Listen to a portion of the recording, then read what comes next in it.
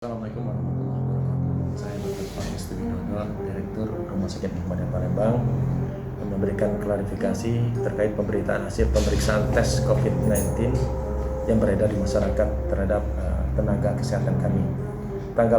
Yang pertama adalah tanggal 17 April 2020, Rumah Sakit Muhammadiyah Palembang memang merawat pasien yang terkonfirmasi positif COVID-19.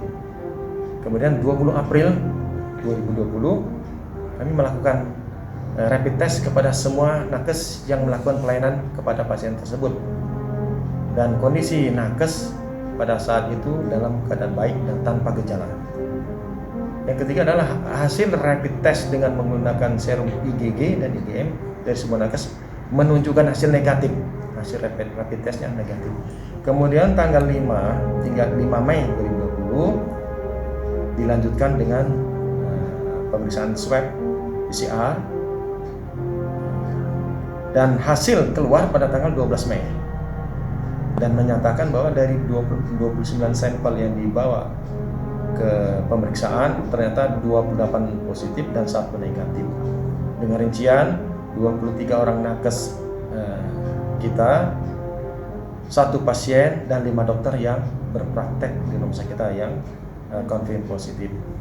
Mulai dari informasi tersebut diterima oleh semua nakes yang dinyatakan positif, telah kami lakukan isolasi terhadap mereka di rumah sakit, maupun ada sebagian yang isolasi mandiri.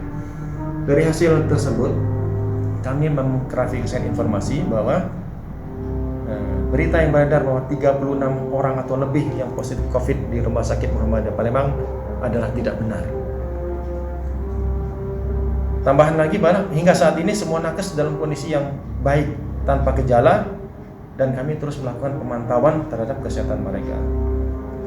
Tindakan yang sudah kita ambil juga adalah meningkatkan standar operasional prosedur untuk mengantisipasi penyebaran COVID-19, kemudian pembersihan secara berkala, desinfeksi menyeluruh, physical distancing, sehingga penggunaan APD bagi seluruh nakes yang bertugas. Ruang perawatan yang pernah digunakan untuk merawat pasien COVID-19 dilakukan desinfeksi menyeluruh dan berkala sesuai dengan pedoman COVID.